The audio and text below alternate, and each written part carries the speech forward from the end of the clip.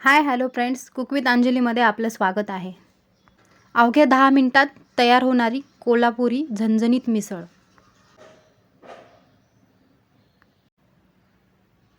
एका पातेल्यामध्ये 200 ग्राम मोड आलेली आपण मटकी घेतलेली आहे. त्यामध्ये पाणी टाकून घेऊया. त्याचा आपल्याला कट तयार करायचा आहे. जेवढा कट तयार करायचा तेवढं पाणी टाकून घेऊया. त्यानंतर दालचिनी, 2-3 लवंगा टाकून घेऊया. थोडीशी हळद, मीठ. ह्याला शिजवण्यासाठी आपण ठेवून देऊया. आपल्याला मटकी ही अर्धवट शिजून घ्यायची आहे. ही मटकी शिजून तयार आहे. आपला मिसळचा कट पण तयार आहे.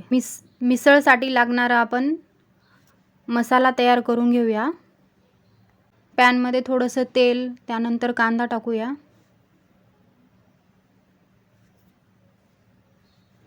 कांदा छान आपण परतवून घेऊया, गोल्डन ब्राऊन होईपर्यंत. त्यानंतर सुकं खोबरं किसून घेतलेलं ते पण आपण छान गोल्डन ब्राऊन होईपर्यंत परतवून घेऊया.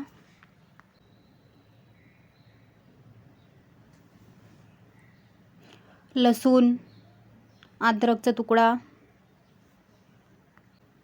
मीडियम साईजचे टोमॅटो 2,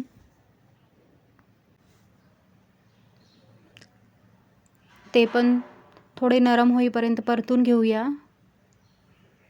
छान असा आपला मसाला परतून झालेला आहे. आता हे वाटण आपण मिक्सरमध्ये बारीक करून घेऊया. त्यामध्ये थोडीशी कोथिंबीर. आता हे मिक्सरला आपण फिरवून घेऊया. छान असं बारीक पेस्ट आपल्याला तयार करून घ्यायची आहे. आपण ही मिसळ मातीच्या भांड्यामध्ये बनवणार आहोत. मातीचं भांडं गरम करायला ठेवलेलं होतं. त्यामध्ये 2 पळी तेल घालूया.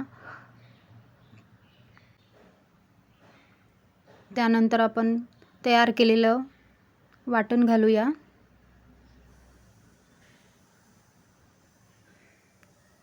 छान असं वाटण आपल्याला तेलामध्ये परतवून घ्यायचं आहे.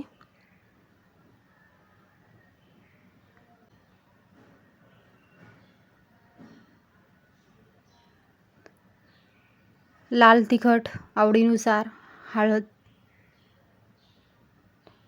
मिसळ मसाला आवडीनुसार.